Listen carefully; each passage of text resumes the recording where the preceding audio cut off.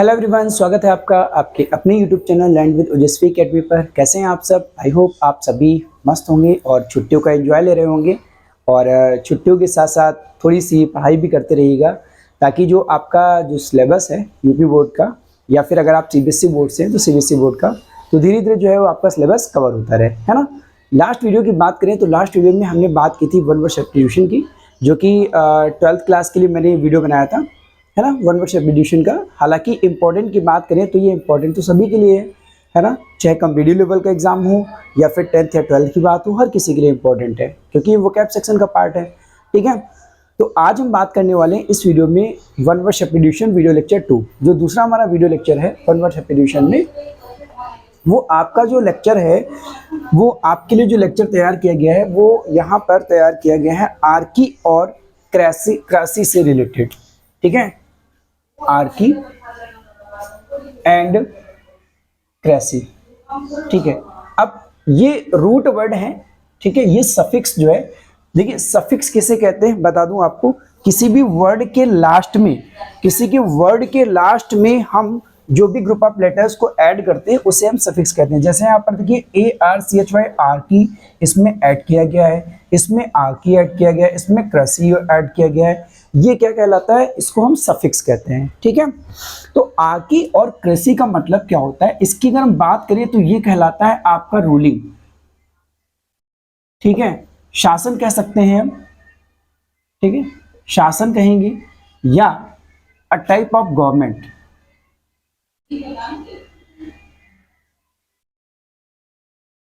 A type of government मतलब सरकार।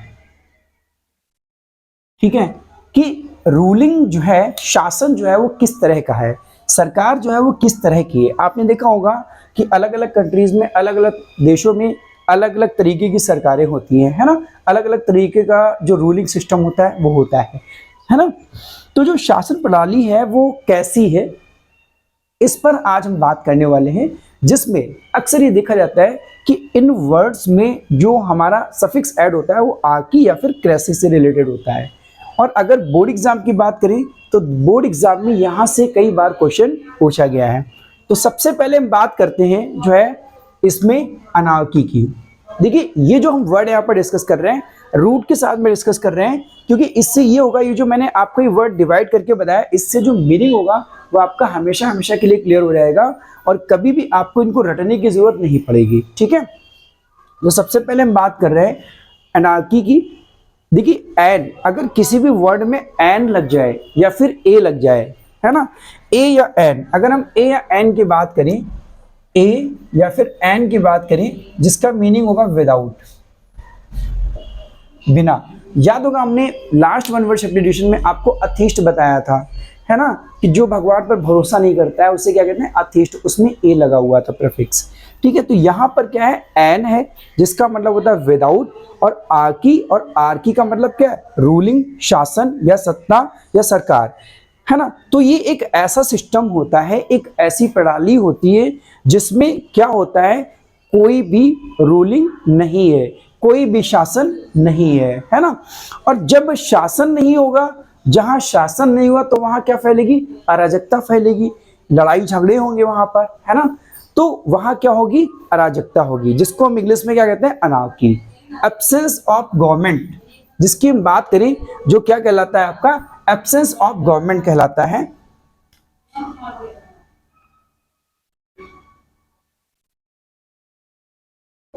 Absence of government मतलब गवर्नमेंट की एब्सेंस, है ना, कि सरकार की अनुपस्थिति। अब सरकार की अनुपस्थिति का मतलब क्या हुआ कि या तो वहां पर जो रूलिंग है वो फेल है ना, या फिर क्या है कि कोई वहां पर शासन करने वाला नहीं है ना, उसको रूलिंग को चलाने वाला नहीं है, तो उसको हम क्या टर्म देंगे? अनार्की देंगे। ठीक है, तो वो क्या कहलाएगी? अराजकता कहलाएगी। नेक्स्ट वर्ड की बात करते हैं जो कि आपका है मोनार्की। अब देखिए ये मोनार्की जो वर्ड है ये आपका मोनोज वर्ड से लिया गया है, जिसका मतलब होता है, मोनोज का मतलब होता है ओनली, या फिर हम कह लें अकेला। ठीक है, अब एक ऐसा शासन, एक ऐसी रूलिंग जो किसी एक पर्सन के द्वारा हो, है ना, किसी एक पर्सन के द्वारा हो, किसी एक व्यक्ति के द्वारा हो, बाय वन पर्सन। ठीक है, एक पर्सन के द्वारा हो तो वो क्या कहलाएगी भाई, मोनार्की कहलाएगी। मोनार्की को क्या कहते हैं, राजतंत्र कहते हैं। ठीक है, अब राजतंत्र की अगर हम बात करें तो राजतंत्र में आपका क्या आ जाता है, अब इसमें कोई किंग हो सकता है या फिर क्वीन हो सकती है, राजा या रानी कोई भी हो सकता है। ठीक है, तो वो क्या कहलाती है, मोनार्की कहलाती है। इसमें होता क्या है, अक्सर ये देखा जाता है कि कोई भी एक जो है ऐसी फैमिली जिसका कोई व्यक्ति राजा है या रानी है, वो शासन में है, फिर उसके बाद जब वो नहीं रहेगा तो उसका बेटा या उसकी बेटी जो है वो उस सीट की दावेदारी होगी, है ना, तो वो शासन चलाएगा। तो उसको क्या कहलाया जाता है, राजतंत्र कहलाते हैं, उसको हम राजतंत्र कहते हैं। यानी किसी भी राजा या रानी के द्वारा जब शासन चलाया जाए तो वो क्या कहलाएगा, राजतंत्र कहलाएगा, मोनार्की कहलाएगी। उसके बाद में बात करते हैं अरिस्टोक्रेसी। क्रेसी, क्रेसी का मतलब भी मैंने आपको क्या बताया, रूलिंग बताया, यानी कि शासन बताया। ठीक है, तो यहां भी देखिए क्या है, अरिस्टोक्रेसी। अरिस्टो का जो मतलब है वो हाई क्लास पीपल है। इस अरिस्टो का जो मतलब है आपका वो हाई क्लास पीपल है, हाई क्लास पीपल। ठीक है, हाई क्लास पीपल मतलब अरिस्टोक्रेसी क्या होती है, एक ऐसी रूलिंग होती है, एक ऐसा शासन होता है जो किसके द्वारा रन किया जाता है, हाई क्लास पीपल के द्वारा किया जाता है। मतलब जो उच्च वर्गीय लोग होते हैं, जो हाई क्लास सोसाइटी के लोग होते हैं, मतलब समाज में कुछ ऐसे लोग होते हैं जो उच्च वर्गीय लोग होते हैं, उनके द्वारा जो रूलिंग होती है वो क्या कहलाती है, अरिस्टोक्रेसी कहलाती है। ठीक है, फिर हम बात करते हैं ऑटोक्रेसी की। देखिए ऑटोक्रेसी का मतलब क्या है, ऑटोक्रेसी की बात करें तो ये जो ऑटो है, इस ऑटो का मतलब ही क्या होता है भाई, इस ऑटो का मतलब ही होता है सेल्फ। ठीक है, स्वयं।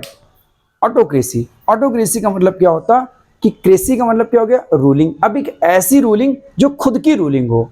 अब खुद की रूलिंग का मतलब क्या हो गया, देखिए यहां पर भी क्या था, 1% था, और यहां पर भी यही निकल के आएगा 1%। ठीक है, ऑटोक्रेसी में भी निकल के आएगा 1%। पर यहाँ और यहाँ में अंतर क्या है, यहाँ और यहाँ में ये अंतर है कि ये जो है कोई भी ऐसी फैमिली, ऐसा परिवार जिसमें जो है कोई भी व्यक्ति राजा या रानी है तो उसी के द्वारा चलता जाएगा, वही रूलिंग करता जाएगा।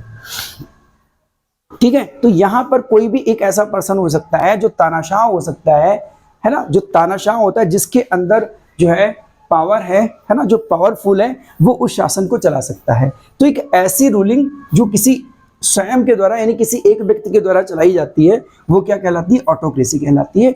और इसी को हम हिंदी में इसी को हम एक और वर्ड से यूज करते हैं, डिक्टेटरशिप भी कहते हैं। डिक्टेटरशिप की बात करें तो इसको हम तानाशाही भी कहते हैं, तानाशाही, या फिर हम एकतंत्र निरंकुशता ये कहते हैं। ठीक है, एकतंत्र इसलिए कहा जा रहा है क्योंकि भाई किसी एक व्यक्ति के द्वारा पूरा शासन चलाया जा रहा है, पूरी रूलिंग चलाई जा रही है, तो वो क्या हो गया, एकतंत्र हो गया। डिक्टेटरशिप इसलिए होती है क्योंकि जब भैया एक ही व्यक्ति चला रहा है शासन तो वो अपनी मनमर्जी करेगा, तो वो क्या हो जाती है, तानाशाही हो जाती है।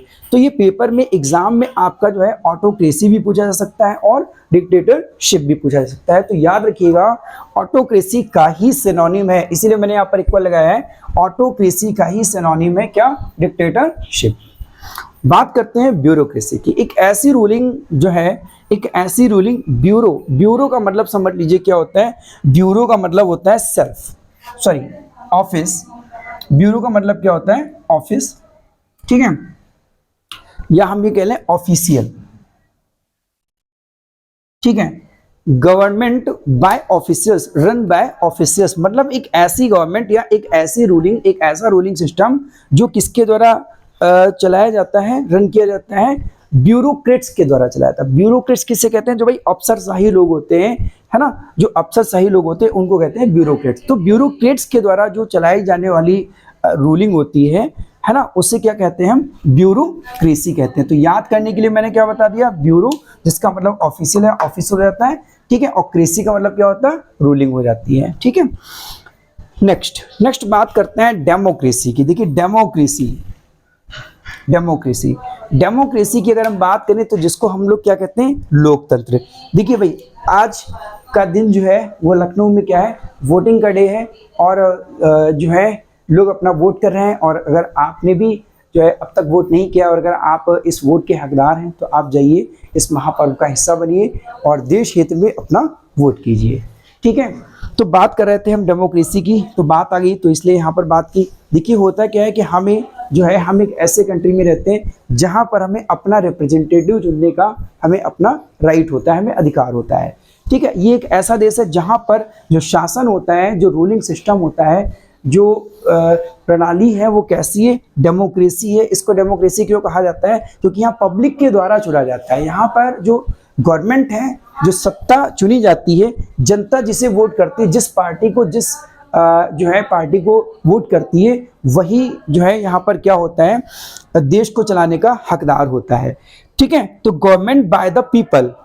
डेमो का मतलब जो है, इसको याद कर लीजिए आप, डेमो का मतलब हो जाता है पीपल। पीपल का मतलब होता है लोग।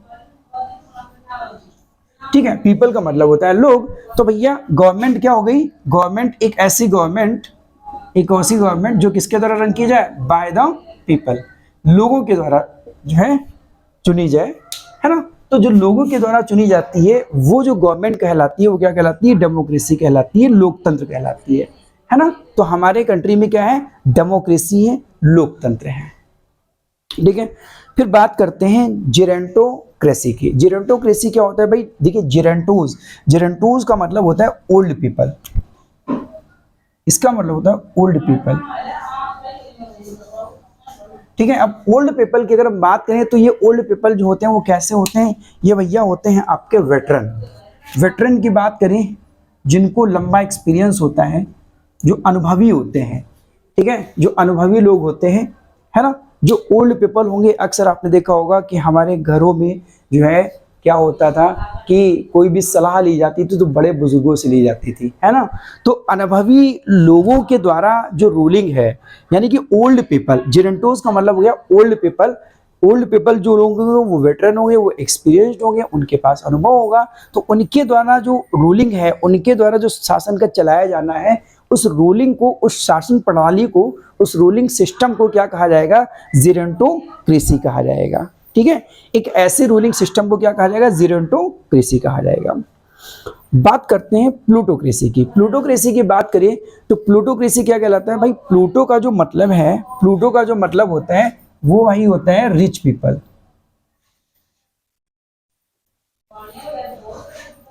ठीक है, रिच पीपल। और रिच पीपल का मतलब क्या होता है? धनी लोग। रिच पीपल का मतलब क्या होता है? धनी लोग।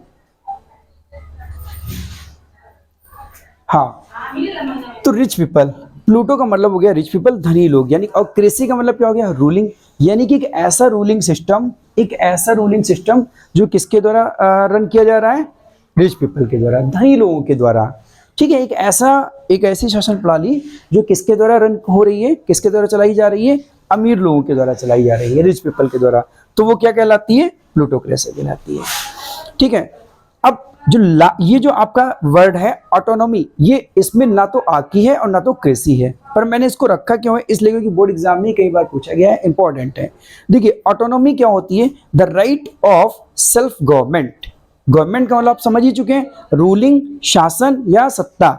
ठीक है, तो अब ये गवर्नमेंट सरकार नहीं, सरकार मतलब एक ऐसी सरकार, या हम ये कह लें भाई कि एक ऐसा शासन, एक ऐसी रूलिंग जिसमें क्या हो? हमारा अपना अधिकार हो। ठीक है, एक ऐसा सिस्टम जिसमें हमारा अपना राइट हो, खुद का राइट हो, वो क्या कहलाता है? स्वशासन कहलाता है, या हम कह लें स्वायत्ता कह लें, है ना। ऑटोनॉमी क्या कहलाती है? स्वशासन कहलाती है, या फिर स्वशासन या स्वायत्ता कहलाती है। The right of self government, यानी कि हम ये कह सकते हैं एक तरीके से कि अपने आप ही जो है, जो हमारा अधिकार है ना, जो राइट है सेल्फ गवर्नमेंट का, अपने आप शासन करने का, अपने आप चलाने का हमारा अपना अधिकार है। ठीक है, स्वशासन अपना शासन है। हम इसको एक एग्जांपल समझाना चाहेंगे। जैसे होता क्या है कि हम जब छोटे होते हैं तो क्या होते हैं, जब बच्चे छोटे होते हैं तो वो डिपेंडेंट होते हैं, निर्भर होते हैं। किस पर निर्भर होते हैं? किसी न किसी पे निर्भर होते हैं भाई, किसी न किसी का सपोर्ट चाहिए होता है। जो हम चल नहीं पाते हैं तो धीरे धीरे हम अपने माँ बाप का हाथ पकड़ के चलना शुरू करते हैं। फिर धीरे धीरे जब बड़े होते हैं तो जब तक हम समझदार नहीं बन जाते तब तक क्या होते हैं? डिपेंडेंट होते हैं, है ना। डिपेंडेंट होते हैं, हम निर्भर होते हैं। पर जैसे ही हम अपने आप में समझदार बन जाते हैं, बड़े हो जाते हैं, सब कुछ करने लगते हैं, तो जब हम बड़े हो जाते हैं तो क्या हमें चलने के लिए किसी के सपोर्ट की जरूरत होती है? नहीं। अब हम क्या हो गए, हमारे अंदर ऑटोनोमी आ गई है, मतलब कि अपने आप को चलाने का सिस्टम आ गया है ना, स्वायत्ता आ गई है हमारे अंदर, स्वशासन आ गया हमारे अंदर। जब तक हम छोटे होते हैं तब तक हमें लोगों से कई चीज़ें पूछने की जरूरत होती है, कोई बात घर में अपने बड़ों से पूछने की जरूरत होती है। पर जब हम बड़े हो जाते हैं, है ना, तो क्या होता है कि हमारे अंदर एक मेच्योरिटी आ जाती है, एक समझदारी आ जाती है, और उस वक्त क्या करते हैं हम, किसी से भी हमें जो है जल्दी राय लेने की जरूरत नहीं होती है, और अपने नियमों को जो है हम क्या करते हैं, अपने आप में ही जो है चलते रहते हैं, और जो है अपना रूलिंग अपने आप ही करते रहते हैं। तो वो क्या है, हम पहले क्या होते हैं, डिपेंडेंट होते हैं। शुरुआत में क्या होते हैं, किसी ना किसी पर निर्भर होते हैं, और एक ऐसी स्टेज आ जाती है, एक ऐसी उम्र आ जाती है, तो हम किसी पर निर्भर नहीं होते हैं, हमारे अंदर स्वशासन आ जाता है ना, हमारे अंदर एक ऐसा जो है सेल्फ गवर्निंग आ जाती है, जो हम अपने आप खुद ही अपने आप को रेगुलेट कर सकते हैं। तो वो क्या कहलाती है, उसी को हम कहते हैं ऑटोनॉमी कहते हैं। ठीक है, अब ये जो 2 वन वर्ड सब्स्टिट्यूशन है, ये आपके लिए भाई कमेंट सेक्शन में इनका आंसर आपको देना है, जिसमें सबसे पहला है आपका government not concerned by the laws of religion. मतलब कि एक ऐसी गवर्नमेंट, या हम ये कह लें कि जो रिलीजन के लॉज से संबंधित ना हो, मतलब धर्म की नियमों के द्वारा संबंधित ना हो, जो धर्म से संबंध ना रखता हो, जो धर्म से संबंधित ना हो, उसे हम क्या कहते हैं? बहुत इंपॉर्टेंट है, याद रखिएगा। An allowance paid to wife on divorce, मतलब कि एक ऐसा अलाउंस क्या होता है, अलाउंस कहते हैं भत्ता को। ठीक है, भत्ता एक राशि हो सकती है ना, एक राशि होगी जो है पेड टू वाइफ, किसको पे की जाती है, एक वाइफ, एक पत्नी को पे की जाती है, किसके द्वारा? उस व्यक्ति के द्वारा जिसने उसको क्या किया है, तलाक दिया है। ठीक है, जो कि कोर्ट जो है निर्धारित करता है कि भाई कितनी राशि उसको दी जानी है, तो वो उसको हम क्या कहते हैं, यही इस वन वर्ड सब्स्टिट्यूशन में पूछा गया है। और ये दो के दोनों ही वन वर्ड सब्स्टिट्यूशन आपके लिए बहुत इंपॉर्टेंट है। आपको अगर इनका आंसर आता है तो आपको कमेंट सेक्शन में इनका आंसर शेयर करना है, और नेक्स्ट वीडियो में हम इनका आंसर आपको बताएंगे। ठीक है, तो I hope this is clear to all of you. उम्मीद करते हैं आपको ये सारे के सारे वन वर्ड सब्स्टिट्यूशन क्लियर हो गए होंगे मीनिंग के साथ। और अगर आपको कोई भी डाउट है, कोई भी कंफ्यूजन है, तो ये मेरा व्हाट्सएप नंबर है 8081534147।